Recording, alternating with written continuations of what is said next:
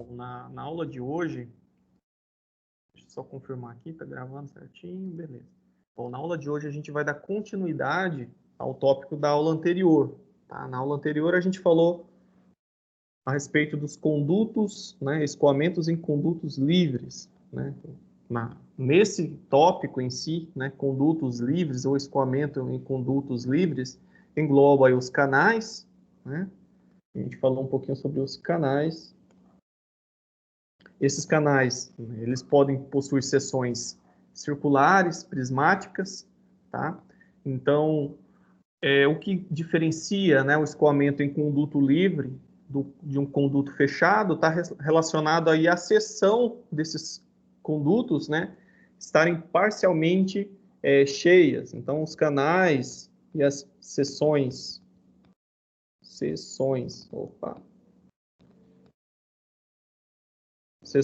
fechadas, elas se encontram, né? Os canais são seções abertas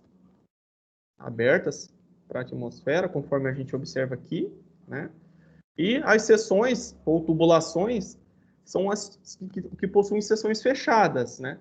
A diferença em relação ao conduto fechado, forçado, né? O fechado é que as seções, por estarem fechadas, vai haver uma superfície livre, ou seja, elas estão parcialmente preenchidas ou cheias, tá? Cheias de líquido. Então, os canais possuem superfícies abertas, né, para a atmosfera, para o ambiente. As seções estão fechadas para o ambiente, porém, ambos se encontram parcialmente cheios.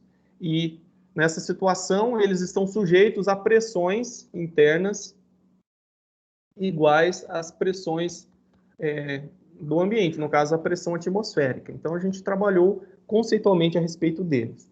Vimos aqui, só para a gente voltar, para dar uma recapitularizada, a gente viu essa conceituação, nós temos os canais naturais, vimos que também possuímos canais artificiais, os canais naturais são os corpos hídricos, né, os rios, os artificiais já são construções produzidas aí como, no caso, redes coletoras de esgoto, canais de irrigação, tá? E temos os canais de seção prismáticas, que são os artificiais, né? Entra aí dentro da categoria dos artificiais, porém, né, a sua forma do seu leito, né, apresenta geometrias variadas. Aqui tem a trapezoidal, pode ser triangular, entre outros, tá? E tem as situações dos canais não prismáticos, né?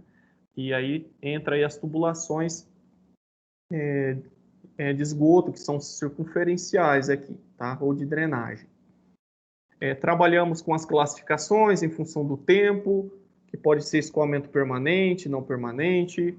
Aí, em relação ao espaço, o escoamento pode ser uniforme ou variado. Uniforme está relacionado aí às características geométricas, né, que são mantidas, e além disso a vazão também é mantida. Então, nessa região uniforme, a velocidade ela se mantém, né, constante, e temos regiões onde acontece uma variação nas características geométricas, então vai haver uma variação no escoamento ao longo dessa região. Pode ser gradual, como acontece aqui nessa região de Remanso, pode ser brusca, como acontece aqui, onde nós temos essa barreira, essa queda brusca aqui. Então, tudo isso modifica as características do escoamento. Vimos as classificações usando o adimensional de Reynolds, né, para canais abertos, cujos limites de classificação se alteraram agora, né, para laminar Reynolds menor que 500, regime de transição está entre 2.000 e 500, e acima de 2.000 encontra-se o regime turbulento.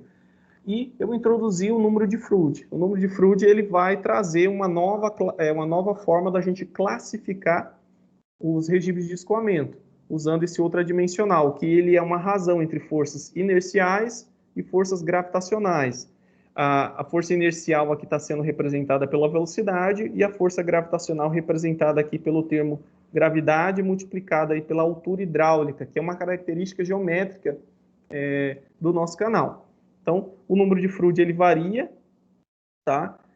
para valores maiores ou iguais a 1. Então, quando o seu número de Froude for menor que 1, a gente diz que o escoamento é classificado como subcrítico ou fluvial, que é análogo ou semelhante ao regime laminar, quando a gente utiliza a classificação usando o adimensional de Reynolds. Para Froude igual a 1, nós classificamos como crítico e usando o Reynolds, regime de transição. E supercrítico ou torrencial é quando o número de Froude é maior que 1, que é o mesmo que o nosso regime turbulento lá. Tá? Aqui é interessante que o número de Froude ele correlaciona essa grandeza, essa característica da seção ou geométrica do nosso canal.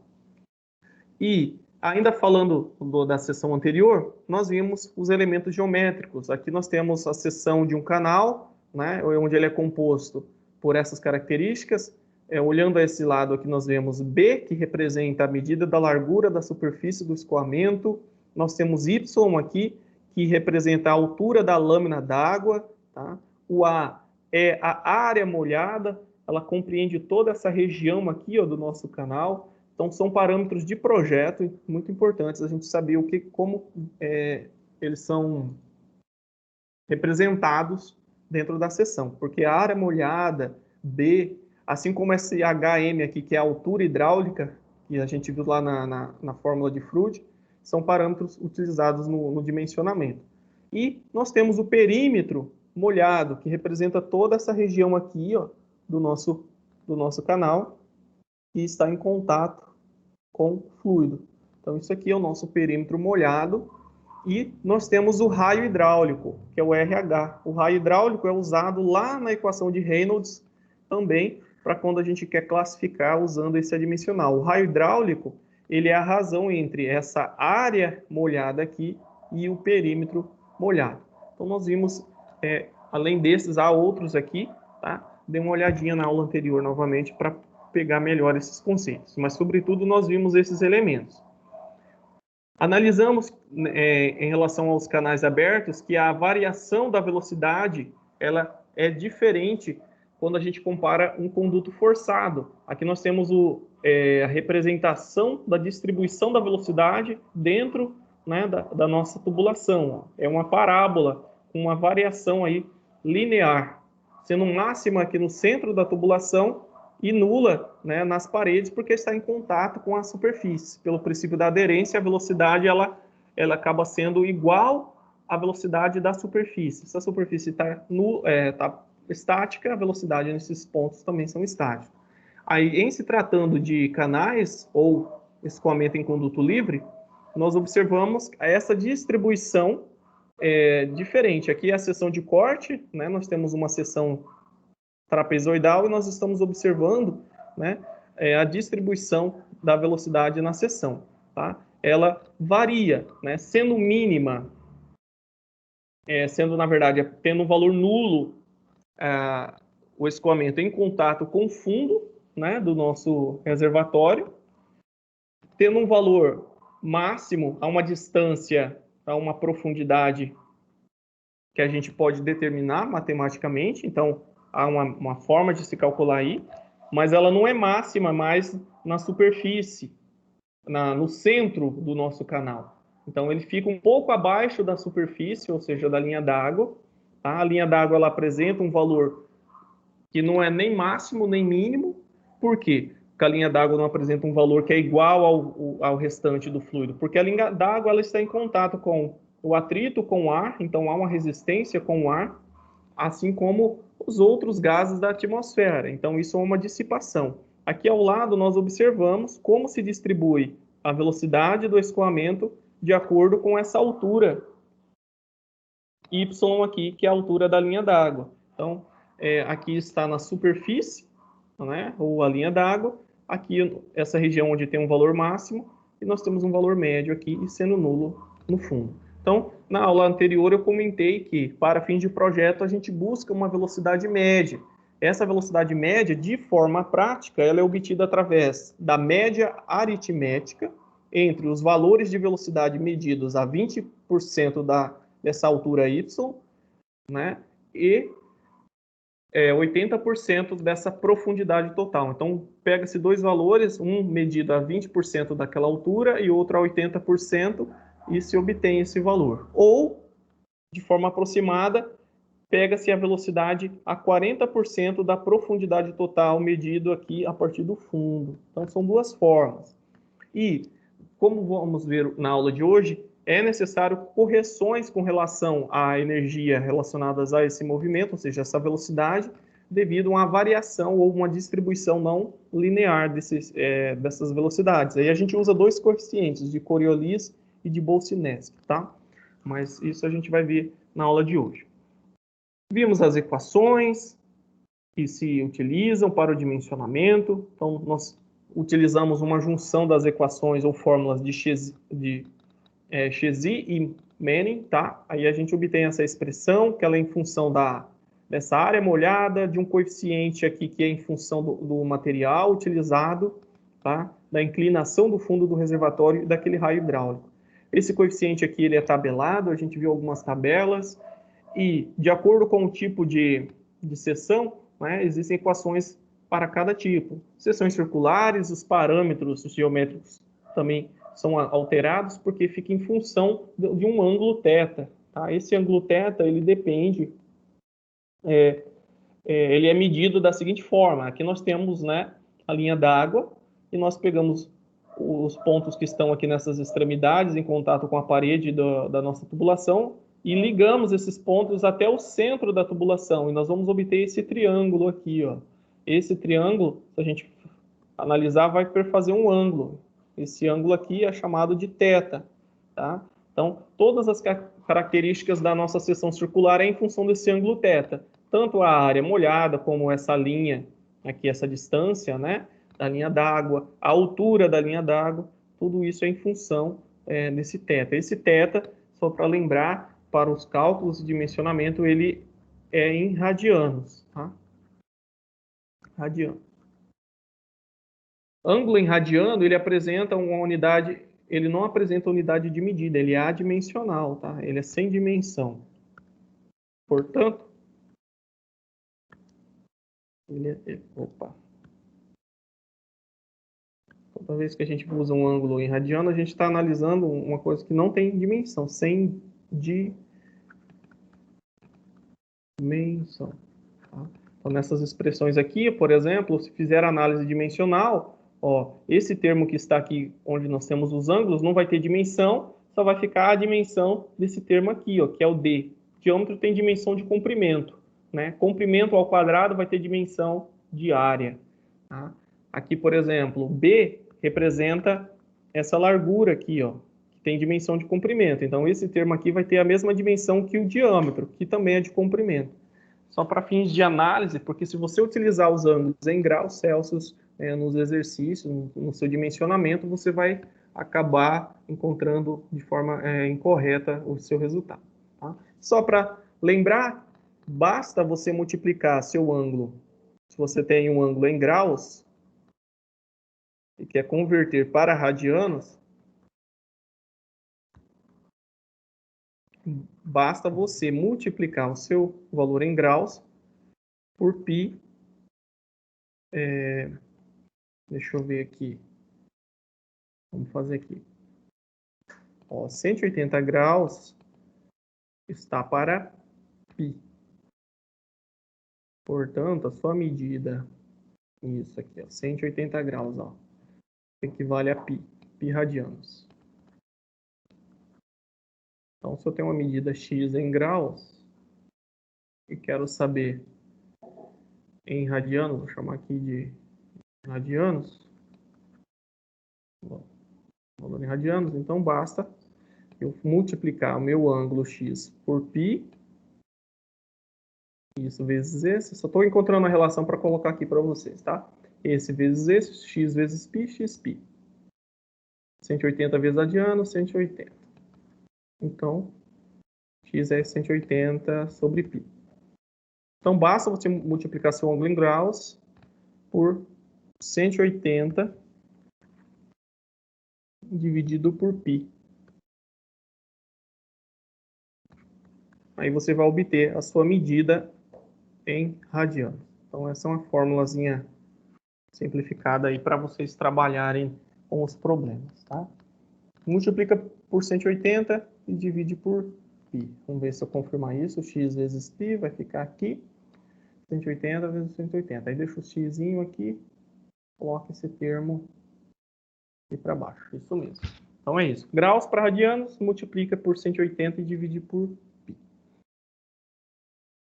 Aí as seções circulares têm as suas adaptações, existem tabelas, e eu deixei na aula anterior um probleminha aí que a gente vai resolver no final dessa aula. Então, acabei de fazer uma recapitalização do assunto para a gente começar um pouco mais aprofundado no tema. E hoje a gente vai falar nessa sessão sobre a energia do escoamento em condutos livres, tá? Que ainda está dentro aí do cálculo de canais, tá? Então, a gente vai falar um pouquinho sobre a energia. Quando a gente entra nesse conceito, tá? A gente precisa tentar lembrar lá do escoamento fechado, forçado, como que era feita a análise da energia, né? A energia daquele escoamento. Então, quando a gente analisava um escoamento forçado, a gente trabalhava com uma equação de Bernoulli, entre dois pontos, tá? Então, a gente usava a equação de Bernoulli de um reservatório que estava um nível até outro ponto, né? Aplicava a equação da energia num ponto ou outro, né? Considerando o atrito viscoso. E aqui a gente tem essa equaçãozinha de Bernoulli, tá? Aqui é no ponto 1, tá? E aqui é no ponto 2. Se a gente considerar que não há atrito viscoso ou dissipação de energia, né? As parcelas de energia somadas na entrada, ou seja, naquele ponto inicial, vai ser igual a no ponto final. Sabemos que no mundo real, né, a energia no final ela acaba sendo dissipada durante o trajeto, né? Então vai acabar sendo menor. E essa parcela dissipada pelo atrito viscoso, a gente dá um nome aí de perda de carga, representada aqui por esse termo. Então, a fórmula de Bernoulli, ou seja, a equação de Bernoulli para um escoamento em condutos forçados, ela é representada por essa expressão aqui. Lembrando que esse termo aqui, P1 sobre Y, né, que esse Y aqui é o peso específico, e P é a pressão, representa-se a carga, né, de energia referente à pressão. Por quê? Nós estamos analisando um conduto forçado, então o escoamento ele é em função de uma carga de pressão externa, tá? Essa parcela aqui está relacionada à carga geométrica, ou topográfica, ao nível em que um ponto se encontra em relação a uma referência. E essa outra parcela está associada à energia cinética, ou seja, a velocidade que aquele fluido possui. E aqui a perda de carga. Então, essa equação de Bernoulli, considerando dois pontos, né, para um escoamento em condutos forçados. Aí, quando a gente vai fazer a analogia para o conduto livre, algumas alterações precisam ser feitas nessa análise. Tá? A equação de Bernoulli continua sendo válida, porém, a gente precisa adaptar, né, ao nosso caso. O que acontece no escoamento em conduto livre? A gente não tem carga referente a uma pressão, né? Esse termo aqui, né, ele não é relacionado à pressão aplicada. Por quê? Nós estamos interligados à atmosfera, então não tem carga de pressão na forma como a gente observa aqui. Essa carga de pressão ela vai ser substituída pela altura d'água, tá? Então, aquele ponto, imagina que nós estamos analisando esse ponto e sobre ele é uma coluna de fluido, tá? E aqui tem outro ponto, né? Nós temos o ponto 2 aqui. E aqui é o escoamento. Então, aqui, ó, a pressão que está sobre esse ponto decorre-se dessa altura dessa coluna de fluido aqui. E desse ponto 2 aqui é o ponto 1, aqui é o ponto 2. Temos uma coluna de fluido que vai exercer uma pressão ali. Então, a pressão que antes era uma carga de pressão devido a uma força externa, agora ela é eliminada, né? Na verdade, ela é substituída por uma carga de pressão devido à altura d'água, tá? A coluna de fluido. Aí aqui tem a adaptação dessa equação. Então, no lugar daquela expressão, a gente vai colocar y1, que é a altura de água naquele ponto. E no outro lado da igualdade, y2. Professor, mas P não é uma pressão em Newton por metro quadrado? E aqui está em apenas dimensão de comprimento, porque Y é uma altura. Sim, quando você divide a pressão, por exemplo, em Newton por metro quadrado, por, aqui vou colocar o peso específico, que é Newton quilograma por volume, por metro cúbico. Isso aqui, ó, peso específico, força dividido por volume, tá? Peso dividido pelo volume, a gente vai obter uma dimensão de comprimento equivalente, ó. Mantém-se a primeira e multiplica-se pelo inverso do segundo termo. Então, a gente vai simplificar esse termo com esse termo, metro cúbico dividido por metro quadrado, a gente tira isso, isso aqui vai ficar com expoente 1. Então, esse termo que estava aqui, ó, ele tem dimensão de comprimento. Todos os termos que aparecem na equação de Bernoulli resultam em dimensões de comprimento. Tá? Tanto a carga de energia referente à pressão tem dimensão de comprimento, a topográfica e a cinética. Tá? Então, nessa análise aqui, a carga de pressão resultante da altura da coluna de fluido nada mais é que a sua própria cota, ou seja, a sua própria altura dessa coluna. E assim vai. Se a gente for analisar somente um ponto, né, a gente pode pegar e dizer que a coluna de pressão, ou a carga de pressão, ou a energia resultante naquele ponto, ela é a soma, né, das parcelas que estão naquele ponto, e a carga cinética, como há uma variação não linear, né, dentro do canal, a gente aplica-se um coeficiente de correção aqui, que é o coeficiente de Coriolis, tá? Que é representado aqui por essa letra alfa aqui, tá? Vou colocar aqui, coeficiente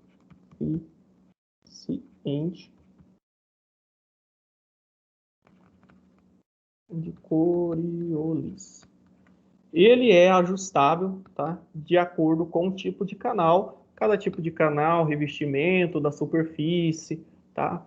O tipo de vazão, o regime de escoamento que atua ali, vai haver, né, uma variação nessa carga cinética, e o coeficiente de Coriolis ele visa corrigir isso. Então ele aparece nesse termo aí, tá? Aí vamos seguindo, né?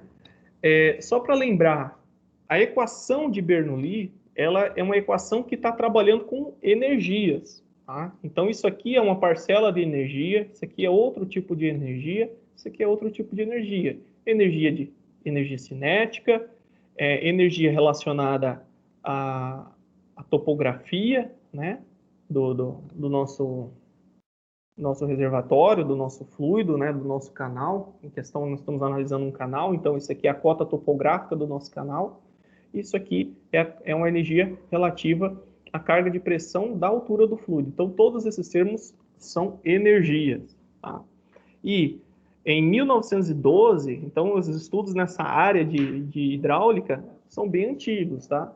Em 1912, o russo Bakhmetov, eu não sei pronunciar corretamente, ele introduziu um conceito, tá? Um conceito de energia ou carga específica. O que ele trouxe aqui para a nossa análise?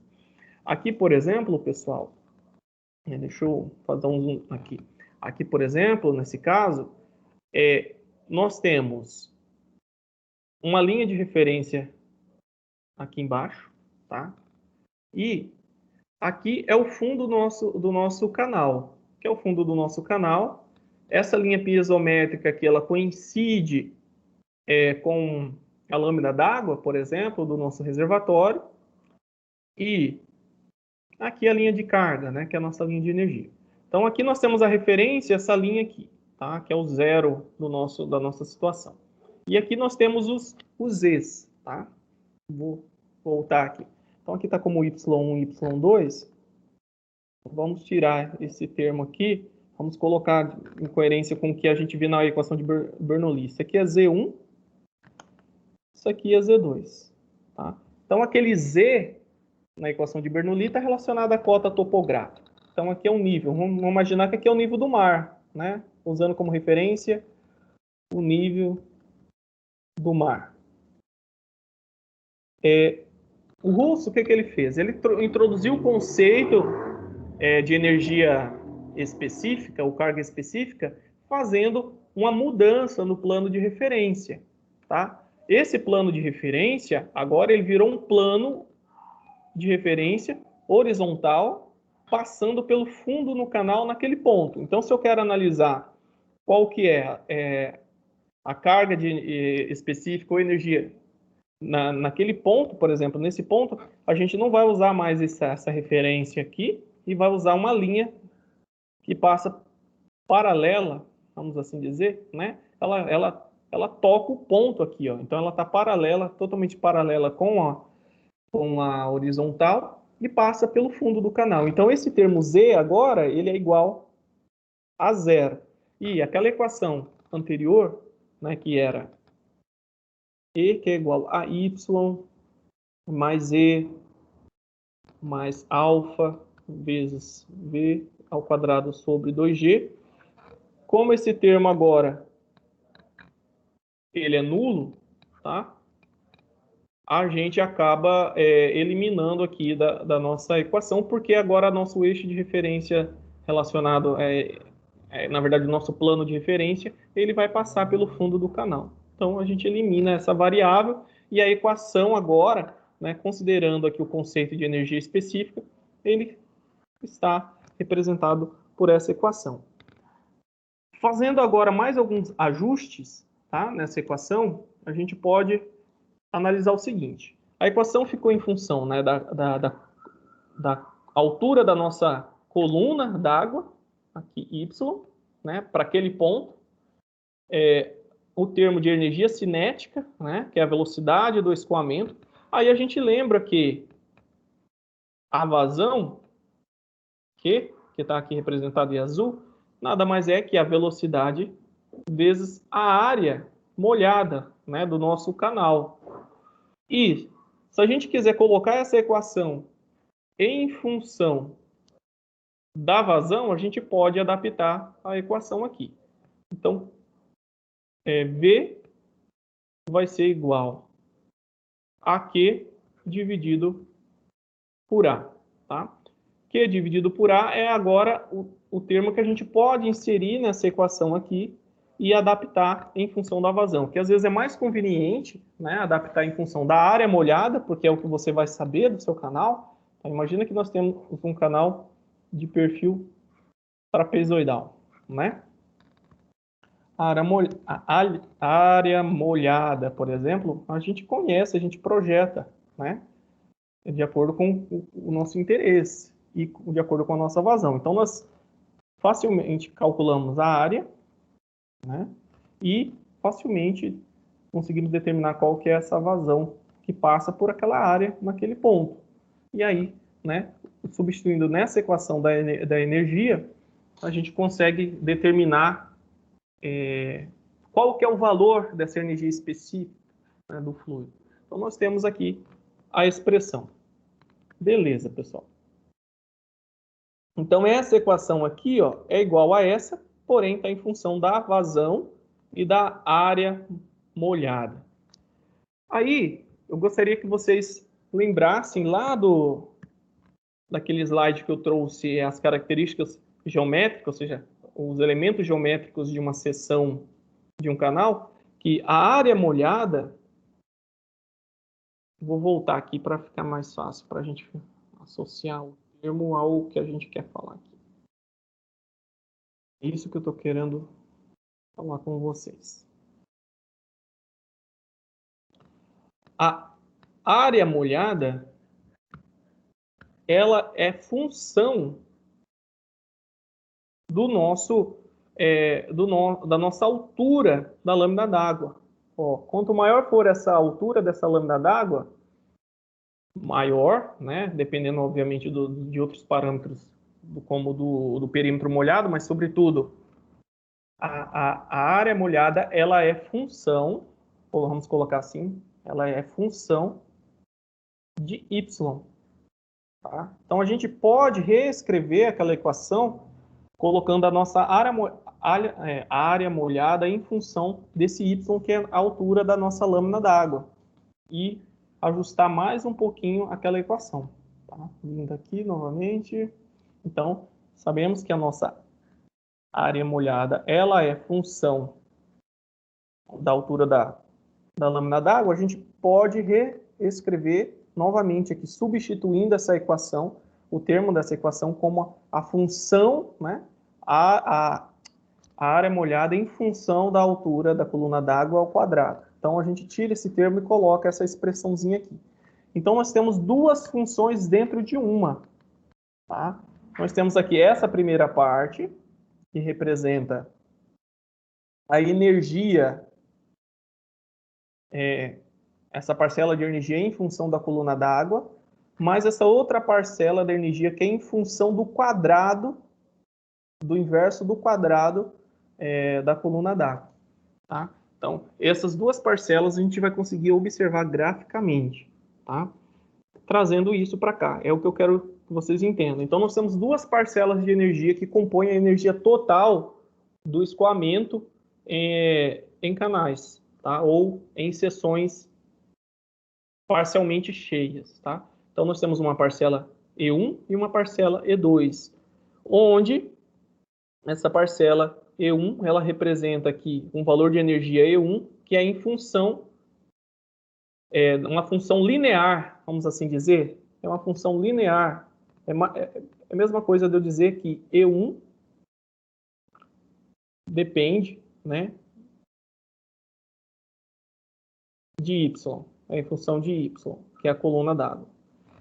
E E2, ele é em função, considerando, obviamente, uma vazão fixa, tá? Imagine que você fixou aquele valor de vazão para aquele ponto. Então, o E2, ele é função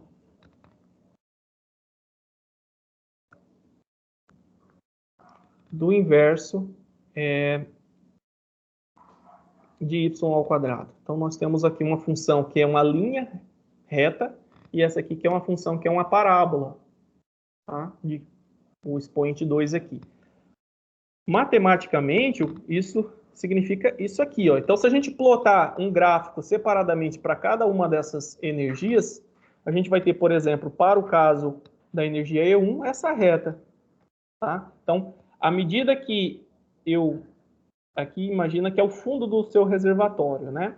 Então, à medida que a gente vai subindo aí essa altura da lâmina d'água, a gente observa que a energia essa parcela de energia, ela também cresce linearmente, tá?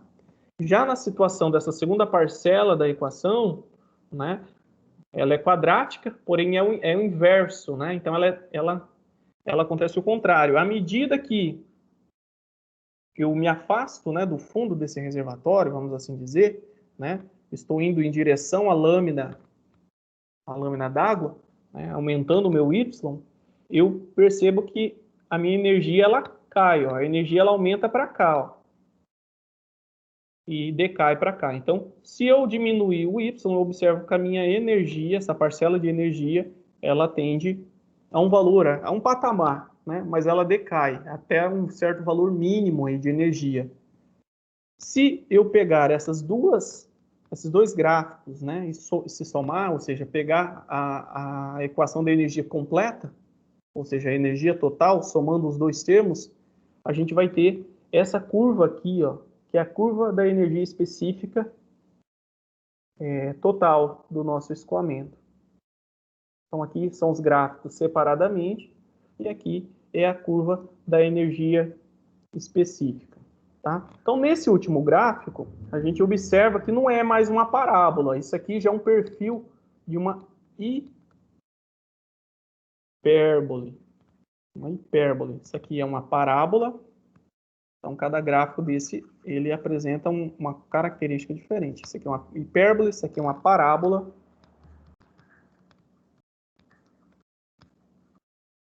Parábola. E isso aqui é uma reta. Uma reta. Cuidado com esses termos. Então, o último gráfico é o que representa a curva de energia específica total. É a soma dessas duas parcelas aí. Tá? Então, a gente entende que vai haver um valor de energia específica mínimo, que é nesse ponto aqui, ó. Imagine que esse gráfico, pessoal, ele está plotando a energia no eixo X e a altura, né, da lâmina d'água, né, essa variação desse nível da lâmina d'água no eixo Y. Se a gente invertesse, vamos fazer aqui só para fins de visualização, se a gente colocasse aqui o meu Y e aqui o meu E, que é a variação da energia, né? Ó, vamos ver se eu consigo desenhar isso. Vou tentar visualizar.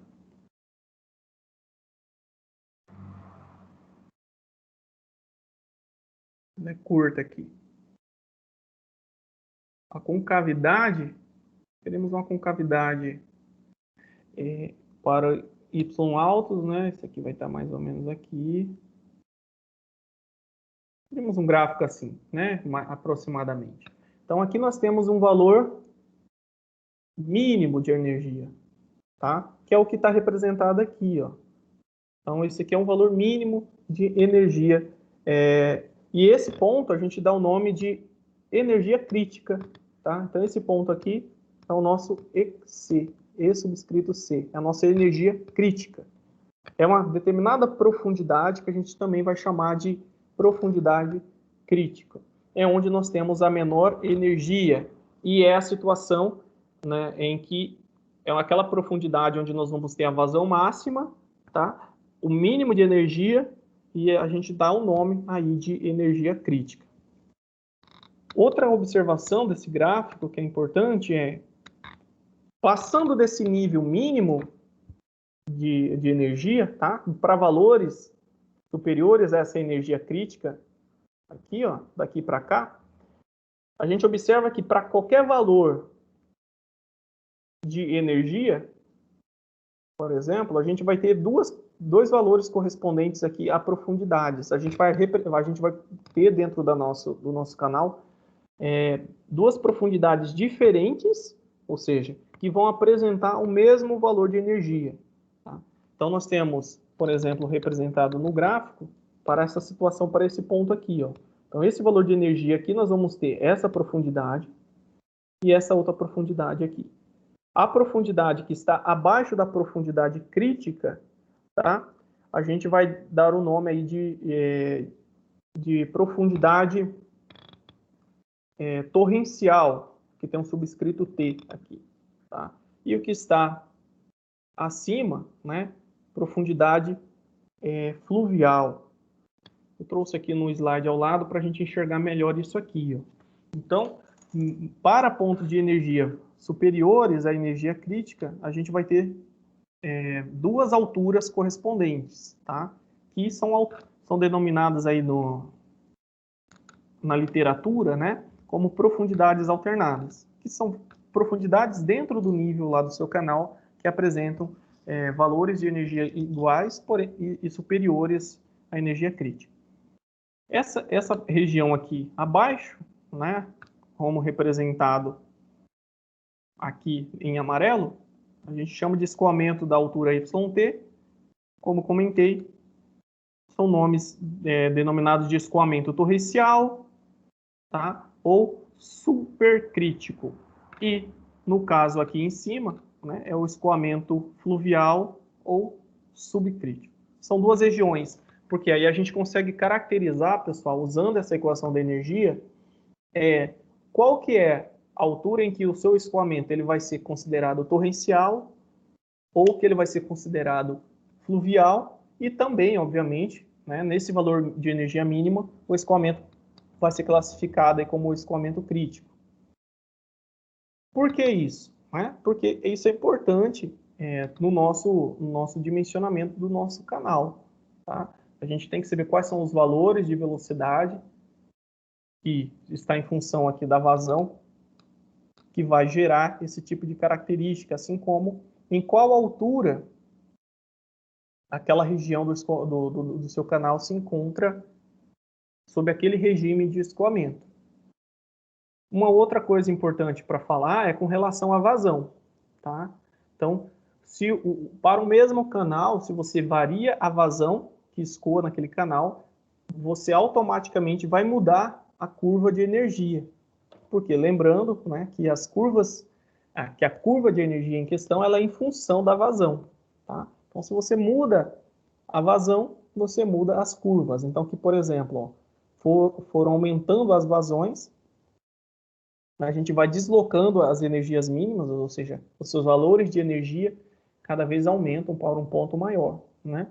Então, valores crescentes de vazão, valores mínimos de energia também tende a valores maiores. Então, para cada vazão diferente, você vai ter profundidades diferentes para cada valor, tá? De condição crítica, subcrítica ou supercrítica. Então, é importante entender isso, que não é um valor estático, depende, né, da vazão que escoa ali. E, em se tratando disso, para frisar aqui, onde nós tivermos o ponto de profundidade crítica, vai ser o ponto em que você vai ter a maior vazão, tá? Esse gráfico, ele representa isso. Pode parecer igual ao outro, mas não. O que foi feito? Né? Fixou-se um determinado valor de energia e isolou o nosso termo aqui,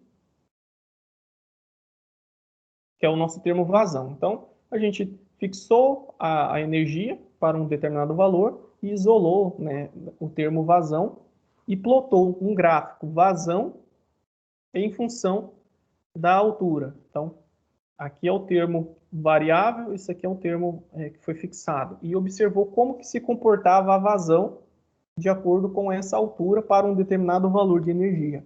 Então, observa-se da seguinte forma. Para profundidades críticas, tá? A gente tem uma vazão máxima, que é o nosso ponto de energia mínima lá na nossa análise, né? Então, para a vazão máxima, que é o ponto de profundidade crítica, a gente vai ter energia mínima. E para profundidades a nível, vamos assim dizer, baixos, né, de profundidades baixas, né, a gente vai ter valores de velocidades que, no caso aqui nessa parte inferior, né, profundidades inferiores à altura crítica, a gente tem aquele escoamento dito aí, escoamento torrencial, né? Então aqui a gente vai ter valores aqui de vazão inferiores à vazão nesse ponto. E para a condição aqui superior, né, escoamento dito fluvial. Então aqui fluvial, torrencial.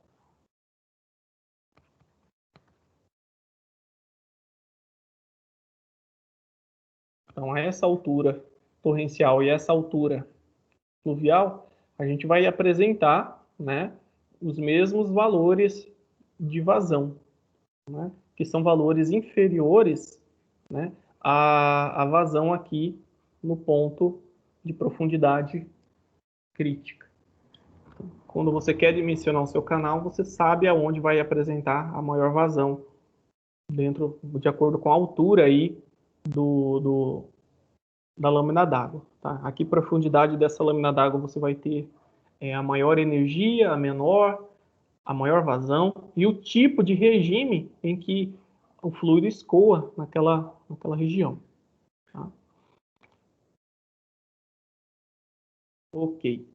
E, voltando ao escoamento crítico com base no adimensional de Froude, né? Então, Froude, ele classifica os tipos de escoamento usando essa fórmula, né? E a gente viu uma outra forma de obter essas informações do escoamento usando a energia específica.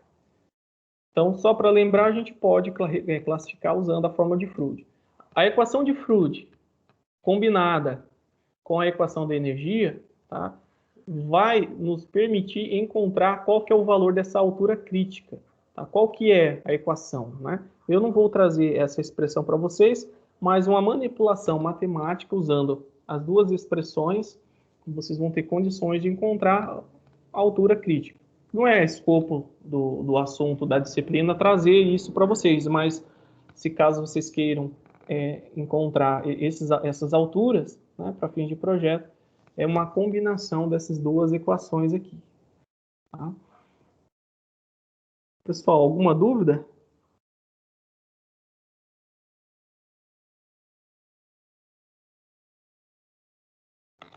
Deixa eu ver quem está online aqui, porque só está o Alisson e o Marcelo aqui, né?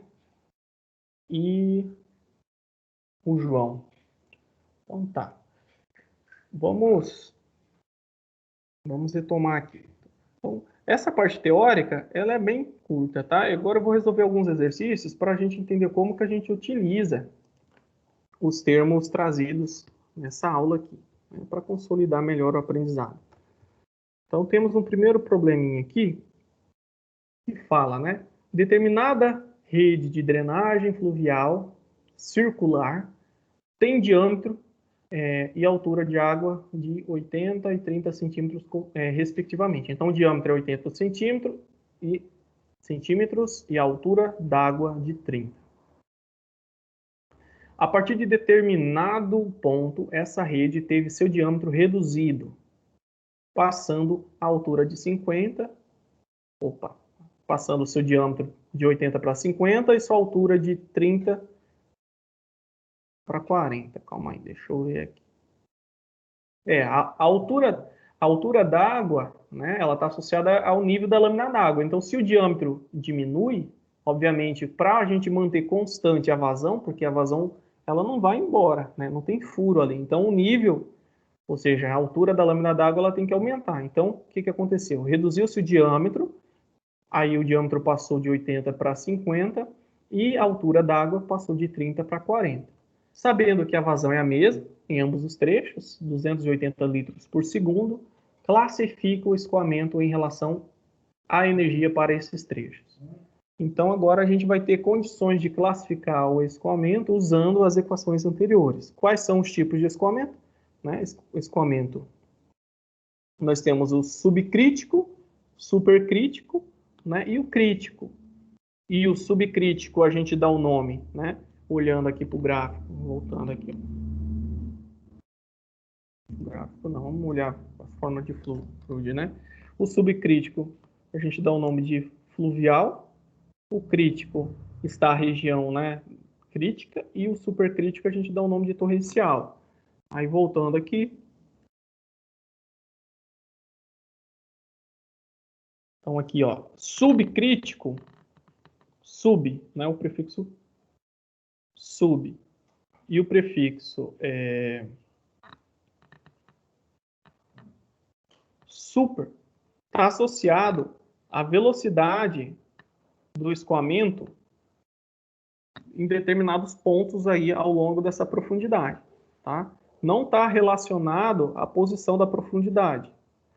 Quando a gente está analisando em relação à profundidade, a gente analisa em termos de torrencial e fluvial, tá? Então, se a profundidade a gente chama de profundidade torrencial, quer dizer que está abaixo aqui, ó, a profundidade abaixo da altura crítica, tá? Quando a gente está analisando o escoamento torrencial, se a gente fosse analisar em termos do prefixo, que eu acabei não comentando, a gente usaria, né, o sub quer dizer abaixo, mas não. Quando nós estamos numa condição de escoamento torrencial, a gente usa o prefixo supercrítico, tá? Supercrítico. Então é o inverso. Então, para a gente não errar, porque às vezes dá uma confusãozinha, por isso que às vezes eu dou uma travada também de associar esses termos. Porque o termo supercrítico, crítico e subcrítico é um termo mais técnico do que o termo torrencial e fluvial. Tá? Então, sub está associado a uma velocidade super, uma velocidade mais rápida. Portanto, onde vai apresentar maiores velocidades é nessa região torrencial aqui, ó, na altura torrencial. Então, acontece, né, o fenômeno de escoamento torrencial é para baixas alturas e altas velocidades de escoamento. No fluvial, por sua vez, é o contrário, tá?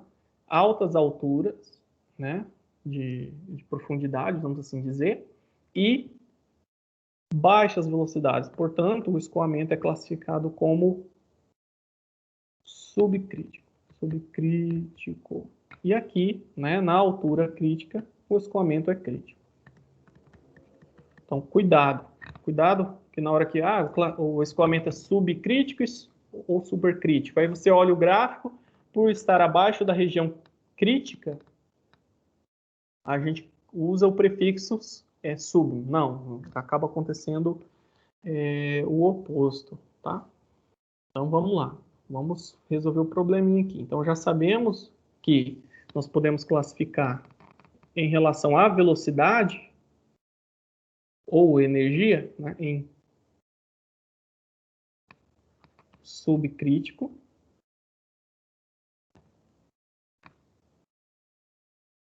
para Y pluvial, crítico para Y igual ao nosso Y crítico, né? E o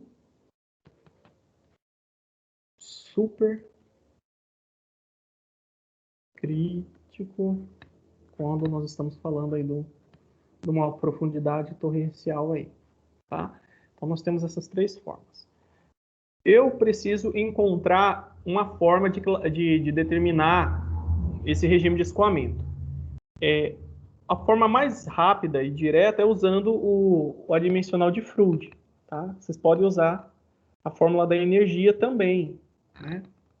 Então, vamos usar a fórmula de Froude porque eu não introduzi os conceitos das equações que vão nos dar essas alturas aqui. Então, vamos usar a fórmula de Froude, que aí a gente consegue determinar. A fórmula de Froude diz o seguinte,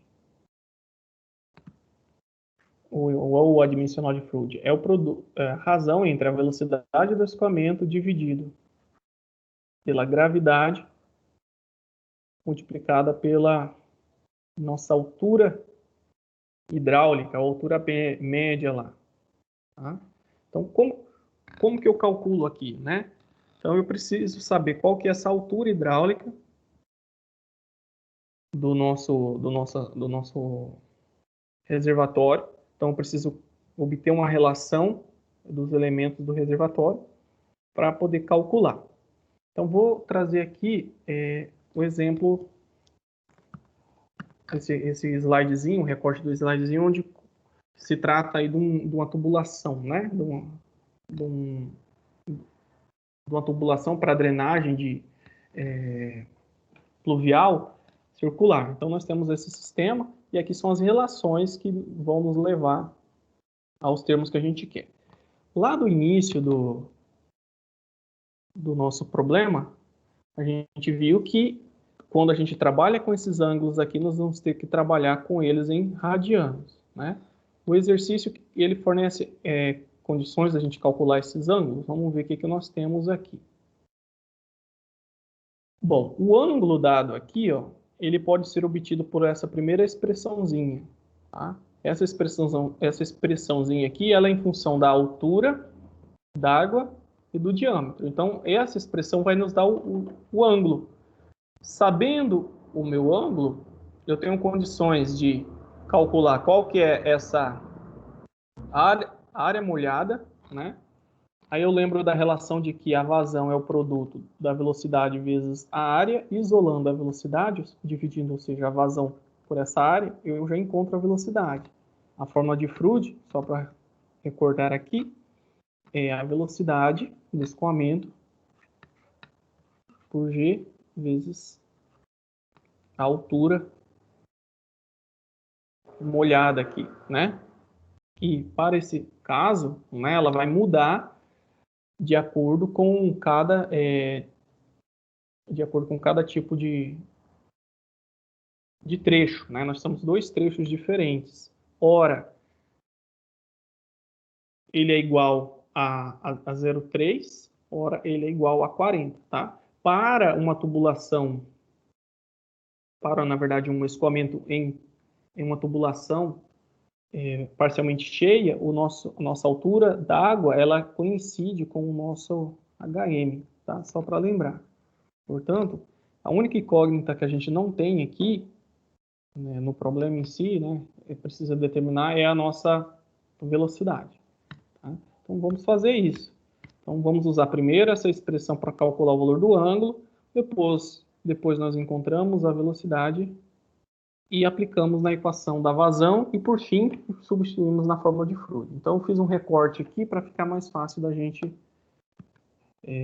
buscar os valores. Então θ é o ângulo, vai ser 2 vezes o arco cosseno de 1 menos 2, onde esse termo aqui, claro, nós estamos analisando, vamos colocar aqui trecho 1, que é o primeiro trecho, que tem essas características aqui, ó, e a vazão é a mesma. Então, y equivale a 0,4, aqui vezes 0,4. Nós estamos trabalhando com metros. Vamos ver se eu estou fazendo certinho aqui para não...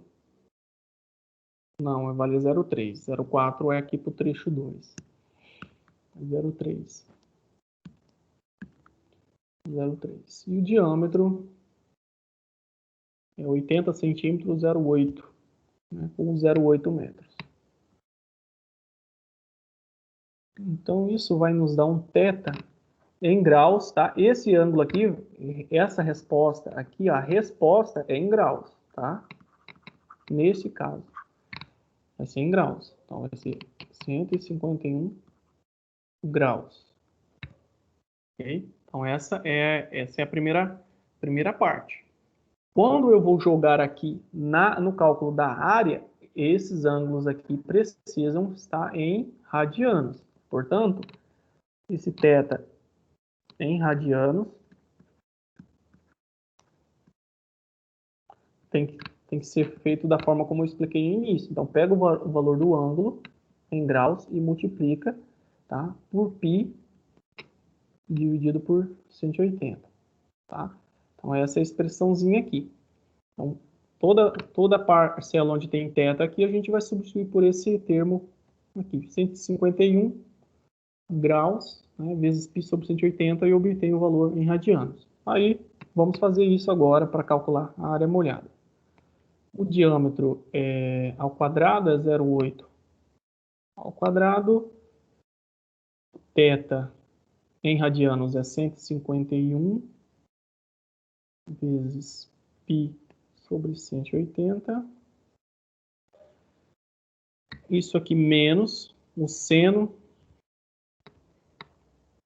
de 151 vezes π sobre 180. Então, feito isso aqui, tudo isso tem que ser dividido por 8 ainda, porque é da equação. Então, tudo isso aqui dividido por 8. Então, feito os cálculos aí, vocês vão encontrar a área em metros, tá? E vai dar em torno de 0,21 metros quadrados. Então, já calculamos a área. Vamos determinar a vazão, né? Aí a vazão do escoamento, a vazão não, a velocidade. A vazão já temos.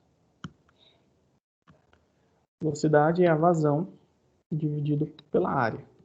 Aí nós temos que analisar o seguinte, ó. A vazão está em litros por segundo. A nossa área está em metros. Então, nós precisamos converter isso para metros. Metros cúbicos, né? Então, basta a gente dividir isso aqui, ó, por 1000. 1 metro cúbico é igual a 1000 litros. Tá? Só para vocês lembrarem. Então, a gente vai ter que converter isso aqui. E aqui vai ficar... Isso aqui dividido por 1000 vai ficar 0,28. 0,28. Dividido por 0,21 vai resultar uma velocidade de 1,33 metros por segundo. Agora sim, a gente vai calcular classificar o escoamento. Tá? Então, usando a formulazinha de Freud, velocidade é 1,33. Vou colocar aqui a equação aqui só para lembrar de novo.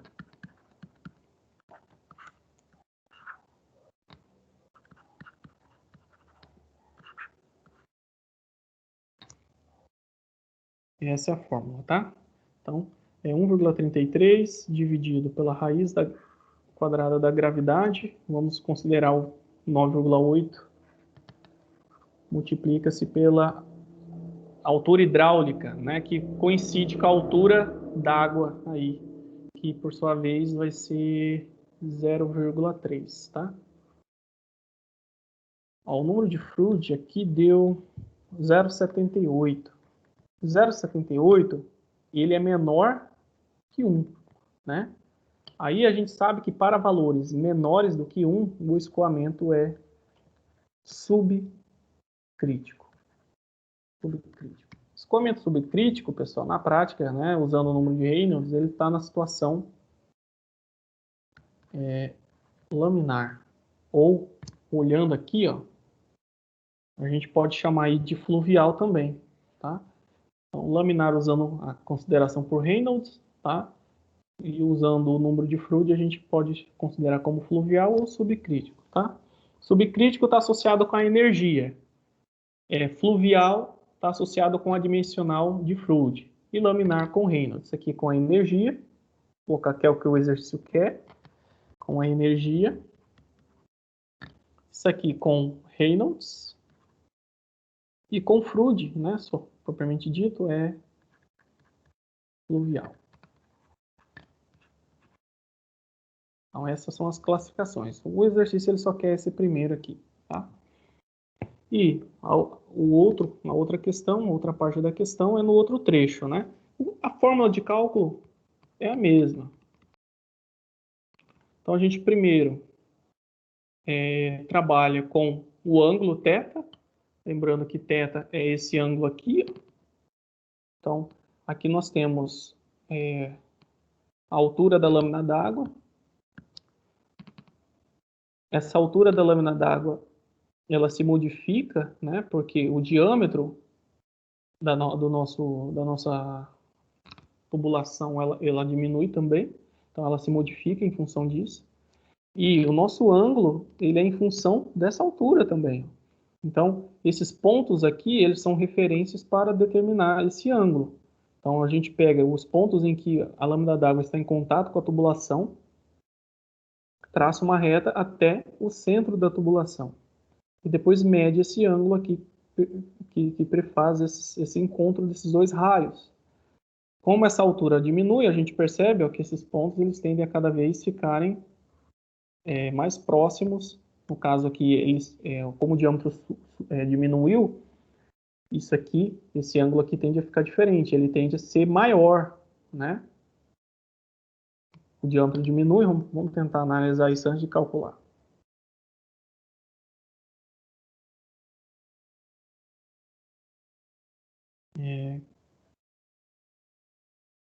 Ora, vamos pegar a mesma tubulação, né? Ora, isso aqui está 30, não, põe uma tubulação de 50, né?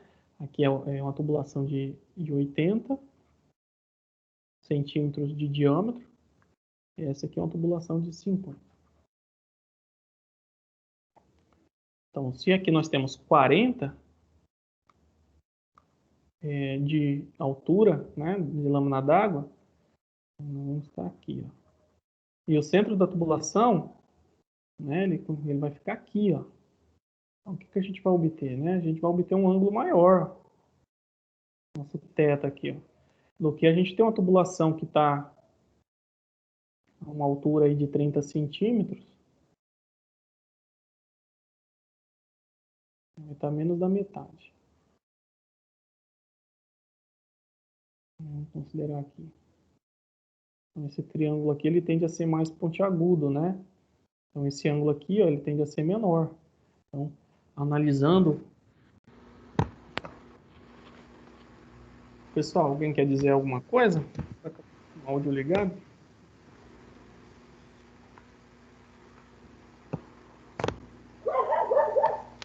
Deixa eu desligar o áudio aqui do colega. Então, voltando aqui para o problema. Então, aqui é o trecho 2.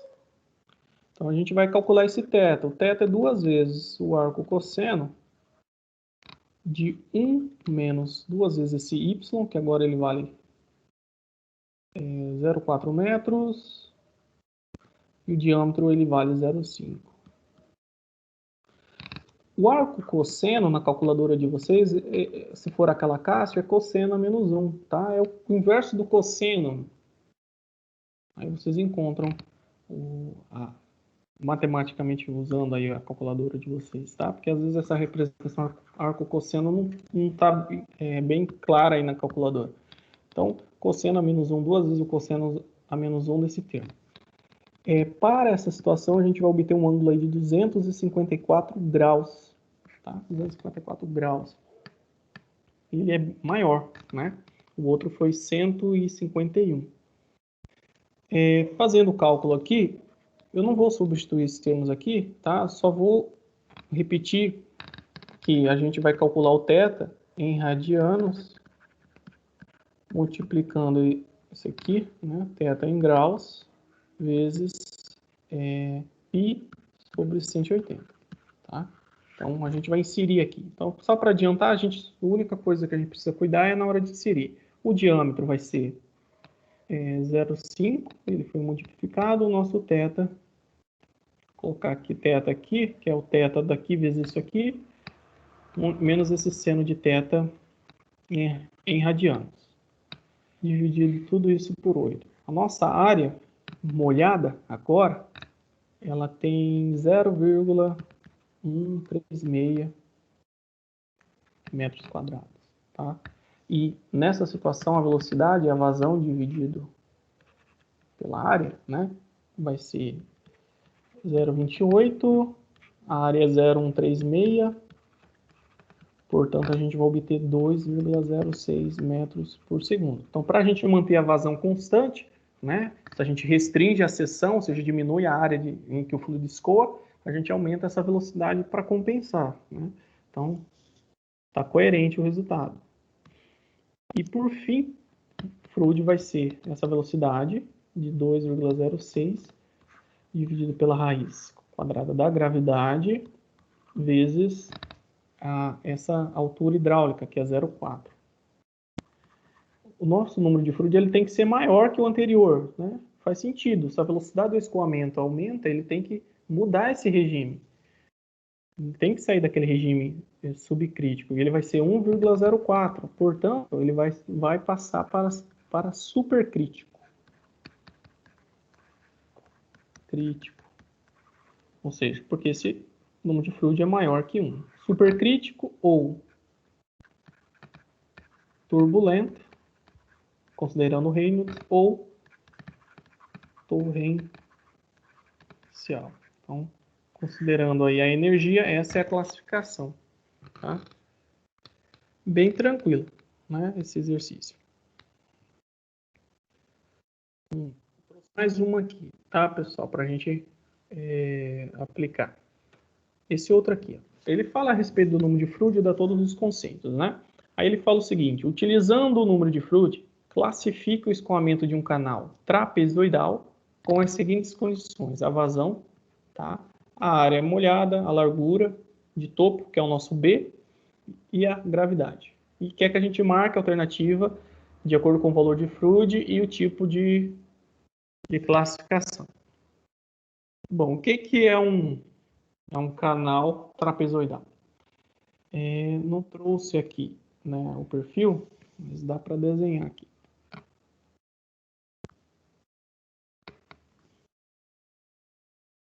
Tentar desenhar certinho, né, mas vai ficar mais ou menos, né?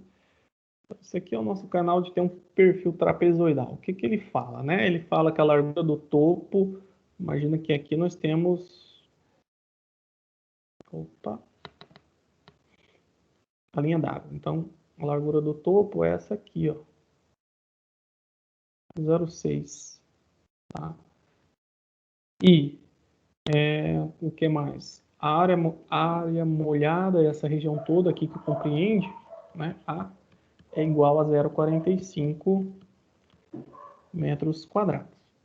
Aí a gente lembra lá das relações, eu trouxe aqui, ó, que se a gente calcular, se a gente quiser obter essa altura hidráulica, basta dividir essa área molhada pela medida da largura da superfície do escoamento que ele deu um problema.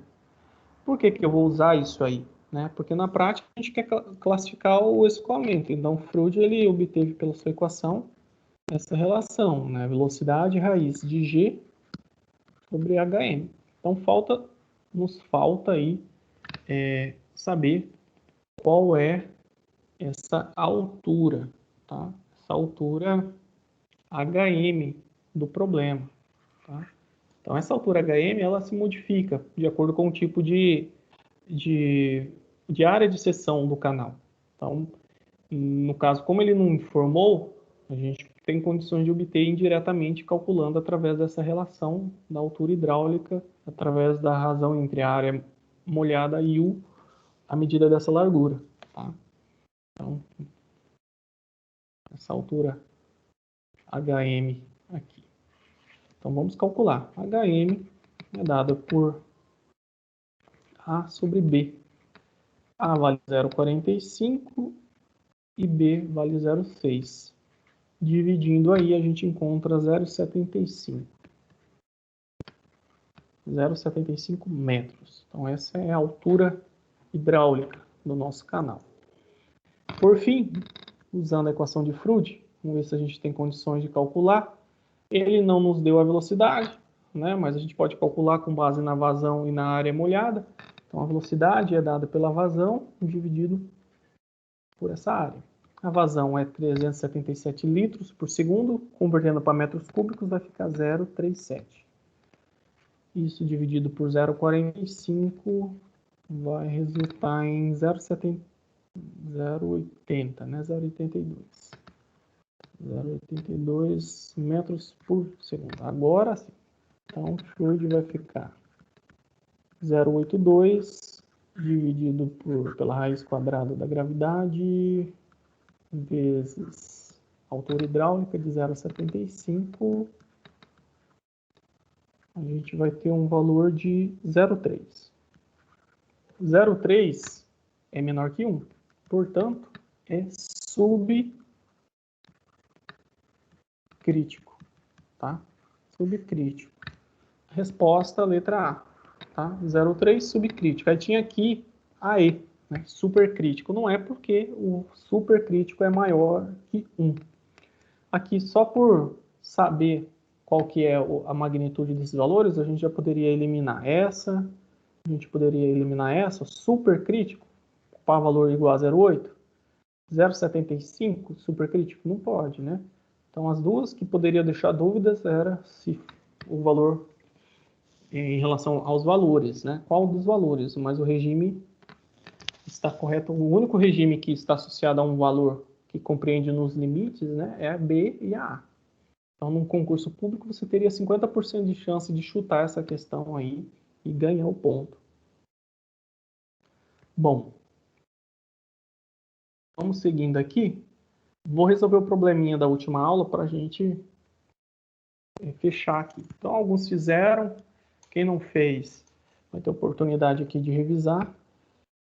Ou quem fez e não conseguiu resolver completamente vai aprender, tá? Então, esse aqui é um assunto da aula anterior. Ele fala o seguinte: as redes coletoras de esgoto e as galerias de águas pluviais, tá? Que é da chuva, fluviais, tá? Corrente a neve. Então, águas pluviais são escoamentos livres. As galerias de águas pluviais são escoamentos livres. Essas unidades, em geral, têm como força motriz do escoamento a gravidade.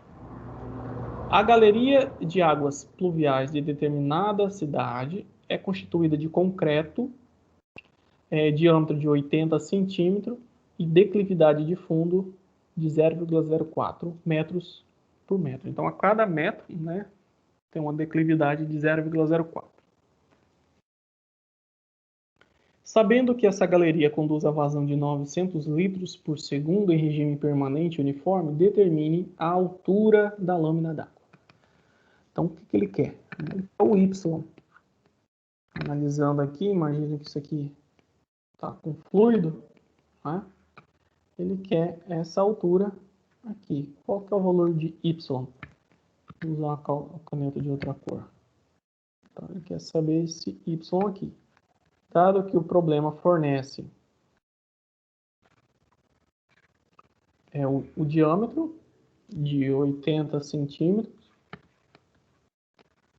o que mais? A declividade do fundo, fornece a vazão, né? Imagina aqui com a vazão de 300 e... quanto? 300 não, 900. Estou lembrando outro probleminha. 900 litros por segundo. Ou 0,9 metros cúbicos por segundo. E o N é o coeficiente que depende do material. Como é concreto, ele vai ser 0,013. Então, o que a gente precisa fazer? Tá? Eu vou trazer isso aqui para o outro lado. A gente tem que usar primeiro a equação de Manin, para depois aplicar a relação. Uma relação, tá? Nós temos o que a gente chama de altura relativa. A altura relativa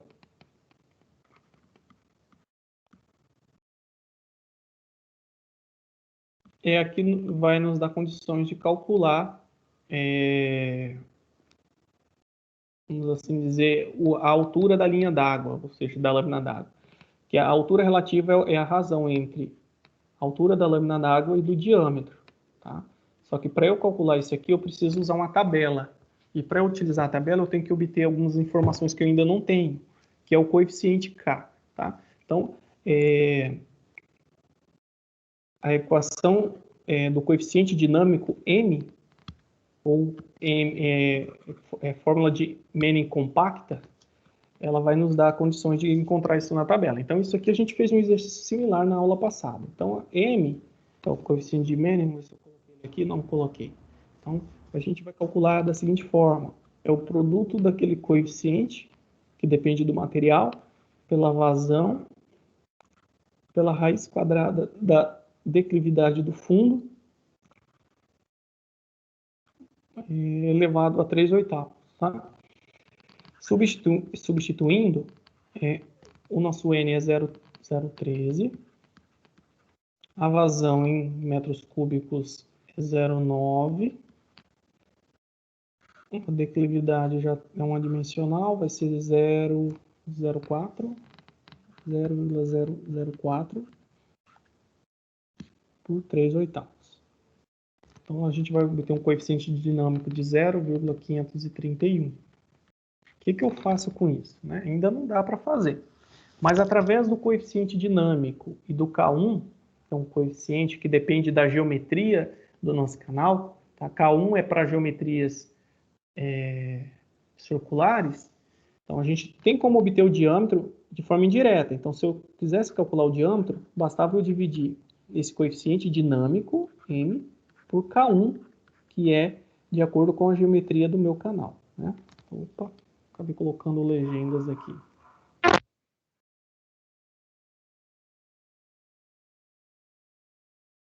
Desativo isso para não ficar...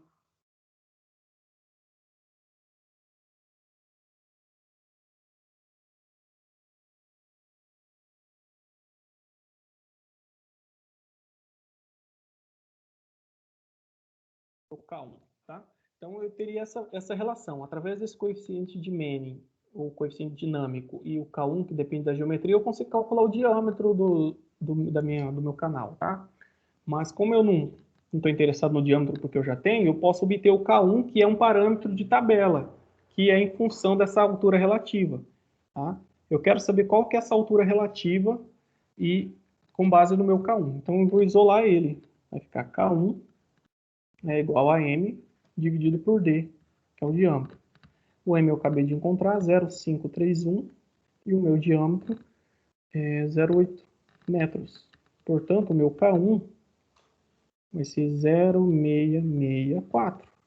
Então, com base nisso, eu venho na tabelinha, lá no livro didático de vocês vão encontrar um anexo com vários valores de K1, em função da altura relativa, ou contrário. Então, para K1 de 0,664, a minha altura relativa é 0,93. Então, eu sei que Y sobre D é igual a 0,93. Como eu quero encontrar y, então y vai ser d vezes 0,93. O diâmetro eu tenho, é 0,8. 0,8 vezes 0,93 vai nos dar a altura da lâmina d'água para esse reservatório, que neste caso é 0,744 metros. Então, se você tem um parâmetro, alguns parâmetros, você tem condições de calcular para aquele tipo de canal os demais, tá? Utilizando as relações que nós temos. Então, os cálculos, quando se trata de canais, eles não são complexos, tá?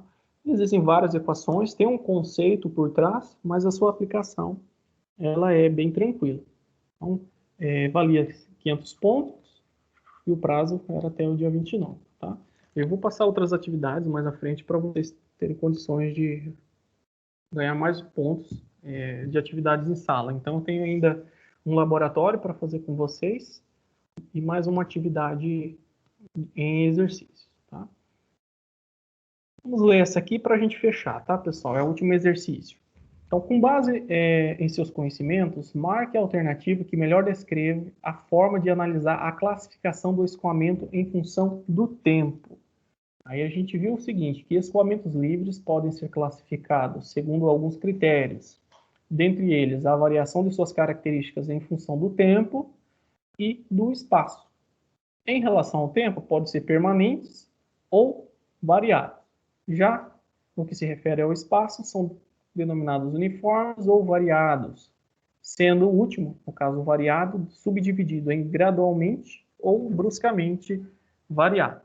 Aí ele quer que a gente analise a classificação em função do tempo. A gente já tem no próprio enunciado que ele pode ser permanente ou variado.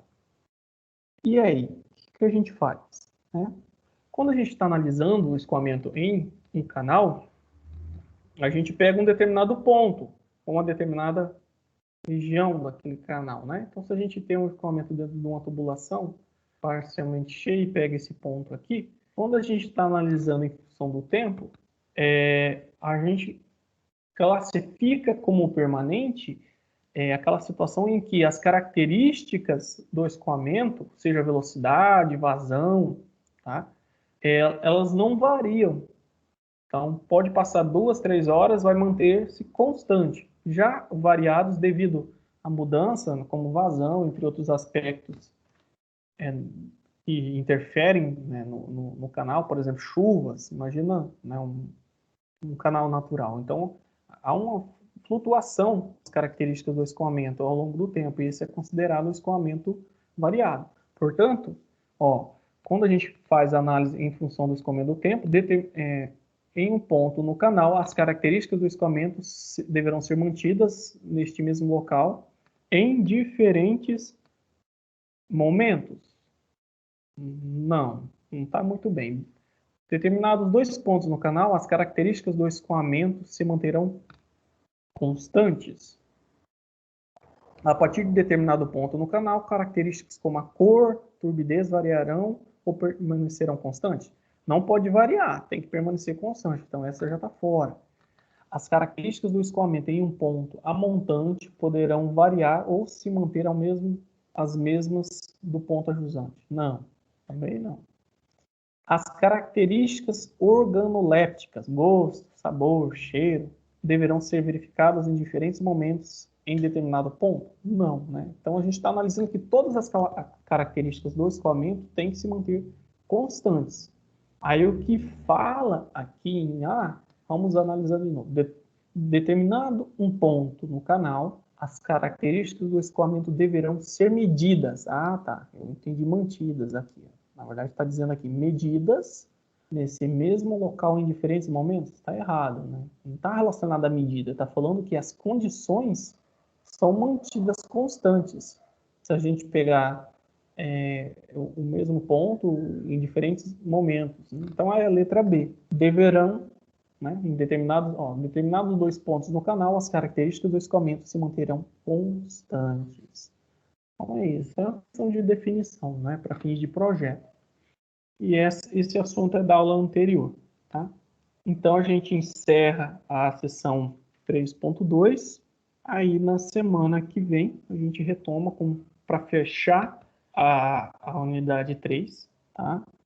E na seguinte a gente já vai fazer uma atividadezinha usando o software de simulação para trabalhar com esses conceitos aqui usando um experimento, tá? Pessoal, ficou alguma dúvida? Conseguiu entender? Tá certo?